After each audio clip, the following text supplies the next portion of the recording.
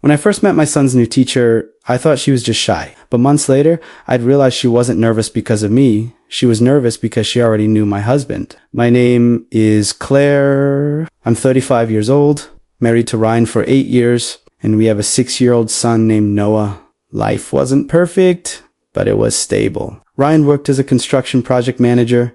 I ran a small home business, and Noah had just started first grade.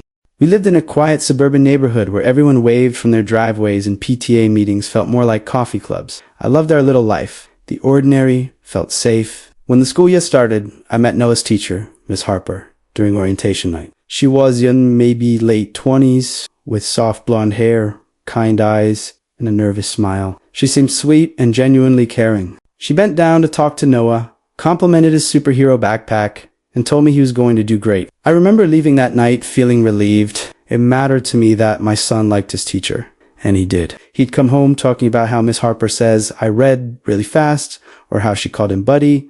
Everything seemed fine until the parent-teacher conference 2 months later. That afternoon, I arrived at the classroom early. Miss Harper was finishing up with another parent.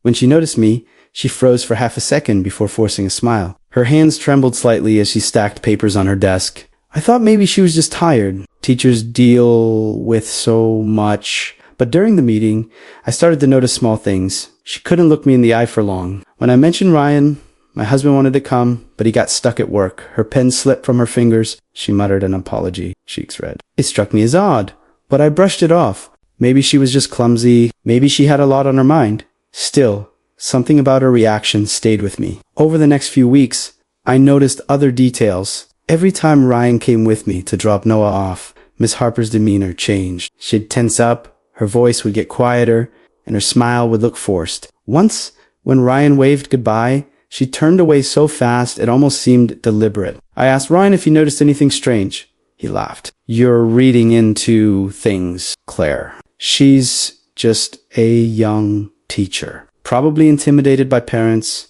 Maybe he was right, but the seed of doubt had already been planted. Then came the school fundraiser. It was a Saturday morning, games, snacks, and raffle tickets. Ryan offered to help us set up, which surprised me. He usually avoided school events, but that day, he was unusually eager. When we arrived, he immediately went off to help the staff. I spotted him later near the refreshment table, talking to Miss Harper. They were standing close. Too close. She was laughing nervously, and when she noticed me watching, her face drained of color. Ryan noticed too. He quickly said something to her and walked over to me, pretending everything was normal. What were you two talking about? I asked casually. He smiled, but his eyes flickered. Just school stuff. She was thanking me for helping. That night, he acted normal. He cooked dinner, made jokes, and kissed me like everything was fine. But that image of them together replayed in my head, looping like a song I couldn't turn off. The next day, I found a folded paper in Noah's backpack. It wasn't homework. It was a note from Miss Harper. It said, Noah's doing great. Please tell your husband thank you for stopping by yesterday. His help was really appreciated. Something about the handwriting looked rushed, almost nervous. I turned the note over. There was a small doodle in the corner, a heart. Probably harmless. Maybe just a habit. But the sight of it made my stomach twist. That night, when I asked Ryan about it, he shrugged. Oh, that. She just needed help carrying some boxers. That's all. Don't make it weird. He kissed my forehead, turned off the lights, and went to sleep within minutes. But I didn't. I lay there staring at the ceiling, feeling that familiar pull in my chest, the one that says something's wrong, even if you can't prove it yet. I wanted to trust him. I wanted to believe I was overreacting. But when trust starts to crack, every silence sounds suspicious. And soon, I'd learned that Miss Harper's nervous smile wasn't about shyness. It was about guilt. For the next few days, I tried to ignore the uneasy feeling that followed me everywhere. Maybe I really was imagining things. Maybe it was the stress of managing work, motherhood, and grief from losing my dad the year before. But deep down something didn't sit right.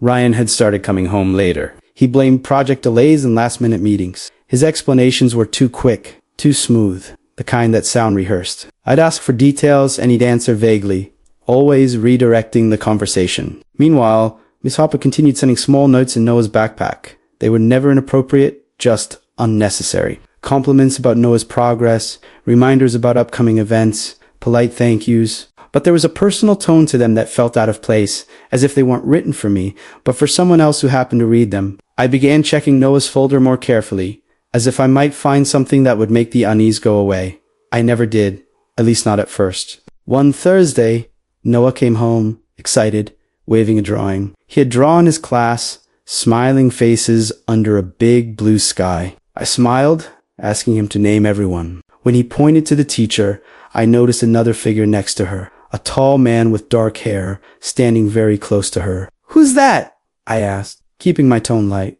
Noah grinned. "That's Daddy. Miss Harper said he's really good at helping." I froze. "Helping with what?" He shrugged. "She just said he helps her after class sometimes." I smiled, pretending to be fine, but my stomach felt like ice. Ryan had never mentioned going to the school after hours. He was supposed to be at work during those times. That evening, I waited for him to come home. He arrived later than usual, smelling faintly of perfume that wasn't mine. A soft floral scent, subtle but noticeable. I asked him how work was, he said, exhorting. I asked about the new project. He changed the subject. When I told him Noah said he had been helping Miss Harper, he chuckled.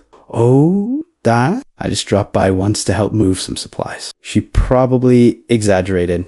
"Teachers get overwhelmed, Miss Lee," he said it in a tone that was supposed to sound reassuring. But something in his eyes gave him away. There was a flicker of something else. Guilt, maybe fear. That night, when he fell asleep, I sat on the edge of the bed and thought about every late night, every nervous smile from Miss Harper, every moment that suddenly made sense in a way I didn't want it to. The next morning, I decided to visit the school unexpectedly. I told myself it was just to drop off cupcakes for the class, but it was more than that. I needed to see them together. When I arrived, Miss Harper was standing by her desk, sorting papers. She looked up and froze when she saw me. Her usual polite smile faltered. "Oh, Mrs. Jensen, what a surprise," she said. I smiled, setting the box of cupcakes on her desk. I thought I'd bring something sweet for the kids. Her hands trembled slightly as she adjusted the box. "That's very thoughtful. They'll love it." I looked around the classroom. Ryan wasn't there, of course. But on her desk, next to her coffee mug, I noticed something familiar. A silver pen with a small engraving. Argie's the same pen Ryan kept in his office. My throat tightened. "Nice pen," I said casually. She looked down quickly. "Oh, it was a gift from a friend." I nodded, pretending not to notice the panic in her voice. I left the school feeling sick. The drive home felt like hours. I needed to know the truth, and I couldn't rely on luck anymore. That night, when Ryan took a shower, I picked up his phone. He always kept it close, but this time he had left it charging on the nightstand. My hands shook as I unlocked it, using the fingerprint he'd once registered on mine just in case of emergencies. I scrolled through his messages. Most were work-related, nothing unusual. Then I found a thread under a contact saved simply as H.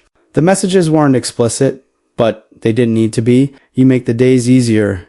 I can't stop thinking about what you said. You looked beautiful today." My heart pounded so hard I could hear it in my ears. The last message was from that same afternoon.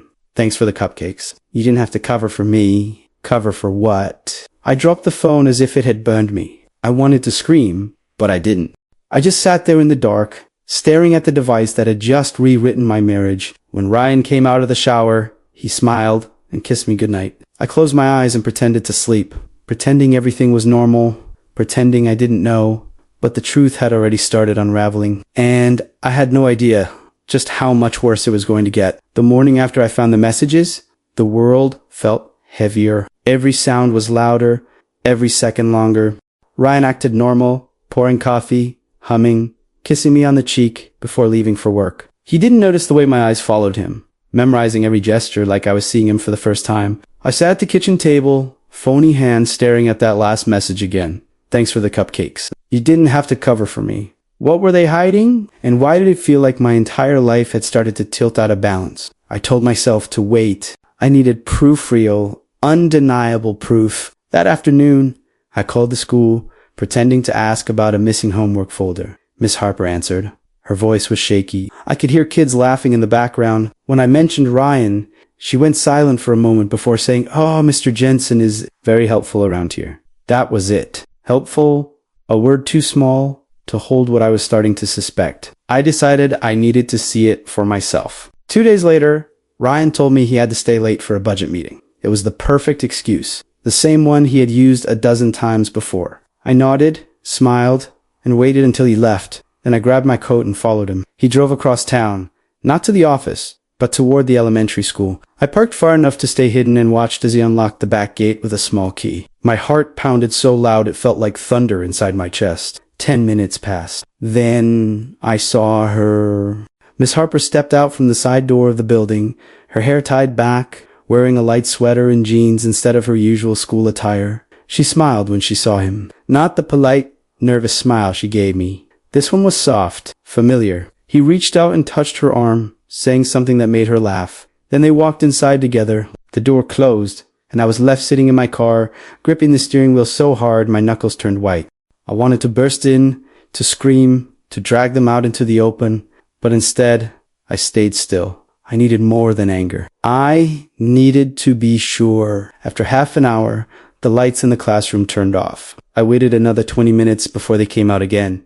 Ryan was carrying a box, Miss Harper beside him. He set it in his trunk, then leaned down to whisper something in her ear. She smiled, and in that moment, he brushed a strand of hair from her face, the kind of touch that once belonged to me. I started the car and drove away before they could see me. Tears blurred the streetlights into streaks of gold. My breath came in short bursts, like I was trying to inhale a life that wasn't mine anymore. When I got home, I went straight to my laptop. I opened Ryan's email. His password hadn't changed. Inside were messages that confirmed what I already knew. Short, cryptic, but intimate. Tomorrow after class, you look tired today.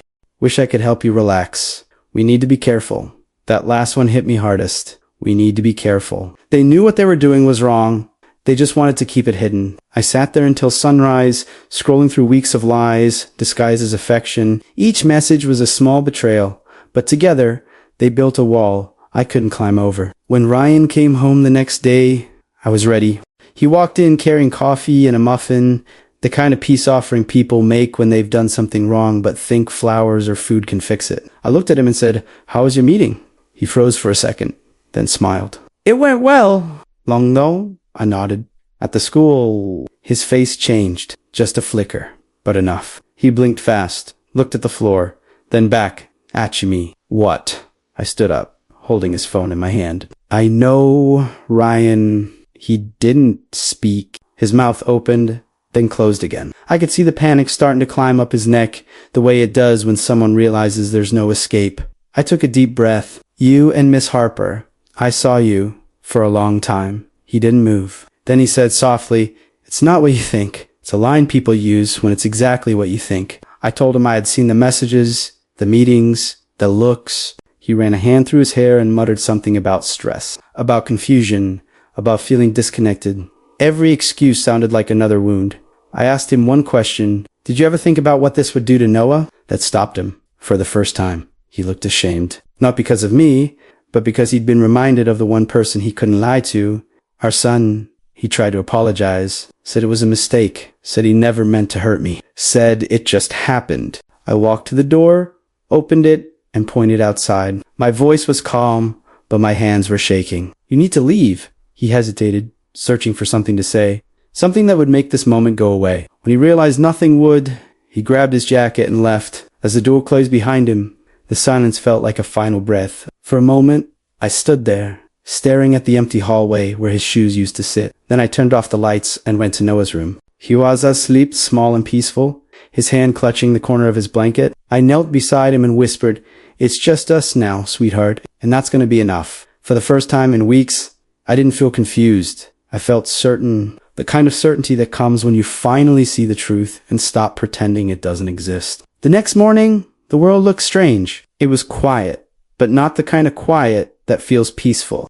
It was the silence of something that had been broken and couldn't be fixed. Ryan's things were still scattered through the house, his coffee mug on the counter, his jacket over the chair, his toothbrush next to mine. Every object looked like evidence of a life that didn't belong to me anymore. I didn't cry. I collected his things and placed them in boxers. Each sound, the scrape of cardboard, the thud of shoes, felt final. When the boxes were stacked by the door, I took a deep breath and finally let myself sit down. The chair creaked under the weight of exhaustion, not grief. Noah came into the kitchen, rubbing his eyes, hair messy from sleep.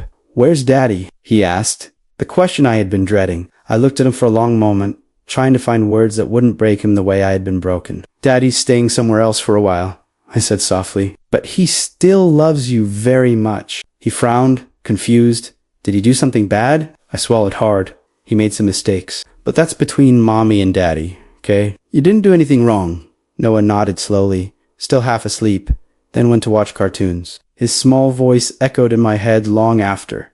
"Did he do something bad?" I didn't answer out loud, but in my heart, the answer was yes. Later that day, I called the school. I asked to speak with the principal. My voice was calm, measured, but I could feel my pulse racing. I explained that I had personal concerns regarding Miss Harper's relationship with a parent. The principal went silent for a moment before saying, "We'll handle this matter immediately." "Mrs. Jensen?" By the next morning, Miss Harper's classroom had a substitute teacher. Word spread quickly that she had taken a leave of absence. No one said why. But when I picked Noah up that afternoon, I could feel the whispers behind me. The looks, the pity, the curiosity. Ryan tried to call dozens of times. I ignored him. Then came the message's long paragraphs about regret, guilt, wanting another chance. He said he had ended things with her, that he missed his family, that he wanted to fix everything. But there are some things you can't glue back together, no matter how carefully you try. One evening, my mother came over. She didn't know the details, only that something had happened. She held my hand, the way mothers do when words aren't enough. "You'll survive this," she said quietly. "Maybe not today. Maybe not tomorrow, but you will." Her words reminded me of something I had almost forgotten. I had survived worse before. The night my father died, I thought my world had ended, and yet I had kept breathing. I had kept going. So I did what I knew best. I kept moving. I started seeing a therapist once a week. At first, I barely spoke. I just cried or sat in silence. But eventually, the words started to come. I talked about the betrayal, about the humiliation of discovering it in a classroom filled with children's drawings, about how I hated that part of me, still missed him, even after everything. My therapist said healing doesn't mean forgetting. It means learning to stop living inside the wound. Over time, I began rebuilding small parts of my life. I started going for walks again, baking with Noah, calling friends I hadn't talked to in months. I repainted the kitchen, changed the curtains, and donated old clothes. It wasn't just about cleaning the house. It was about reclaiming it. One afternoon, I ran into one of the other parents at the grocery store. She smiled awkwardly, unsure what to say. I smiled back. "We're doing okay," I told her, and I meant it. Weeks passed. The phone calls stopped. Ryan sent one final email saying he respected my decision to end things. He said he hoped I'd forgive him someday. I didn't reply. Forgiveness isn't a gift you give to someone who broke you. It's something you eventually give yourself. Noah adjusted faster than I expected. Kids are resilient in ways adults forget to be. He still asked about his teacher sometimes. I told him she had moved away. He accepted that. There was one night, though, when I caught him whispering to his stuffed bear before bed. "It's okay. Mommy's not sad anymore." I turned off the light and cried quietly in the hallway. Not because I was broken, but because I realized he was right. I wasn't sad anymore. I was tired, but free. Months later, I stood outside the school on a sunny morning, holding Noah's hand as he ran toward his new teacher. He looked back once and waved. I waved back, smiling. For the first time in a long time, I didn't see my husband's ghost in that building. I saw my son's future, bright, untangled, clean. That night, I sat at my desk and opened my journal. I wrote, "Some betrayals end a marriage. Others end a version of yourself that needed to die." Then I closed the book, made tea, and watched the sunset through the window. I didn't know what life would look like next, but I knew it would be mine. It's been 6 months since that night. 6 months since I watched the man I built my life with walk out the door and take all of our plans with him. I used to think endings had to be loud, screaming, tears, chaos. But this one wasn't. It ended quietly, like a candle burning out after a long night. Sometimes I still think about him. Not because I miss him, but because I miss the version of myself that believed him. The woman who trusted to isolate, who thought love alone could protect her from heartbreak. That woman doesn't exist anymore. And maybe that's okay. Ryan eventually moved to another city. I heard from mutual friends that he's trying to start over. Maybe he will. Maybe he won't. But his story isn't mine anymore. As for Miss Harper, I never saw her again. She resigned from the school permanently. Part of me wanted to hate her, But hate is heavy, and I've carried enough weight already. I let her go too. Noah and I are doing better now. Our days are simpler. Mornings filled with pancakes, cartoons, and the kind of laughter that doesn't hide pain behind it anymore. At night, he sometimes asks, "Mommy, are we happy again?" And I tell him, "Yes, sweetheart, we are." Healing doesn't happen all at once. It comes in quiet waves. In the first night, you sleep through without crying. In the morning, you make coffee, and it tastes good again. In the day, you realize you smiled without forcing it. Sometimes I still wonder why people risk everything for something so small. A secret, a thrill, a lie that feels exciting until it destroys everyone it touches. But then I remind myself, it's not my job to understand why they did what they did. It's my job to move forward. And that's exactly what I'm doing. I'm moving forward because at the end of it all, betrayal doesn't define you. What you do after it does. Now, I want to ask you something. If you were in my place, if your partner betrayed you with someone who worked with your child, would you ever be able to forgive them? Or would that be the one line you could never let anyone cross?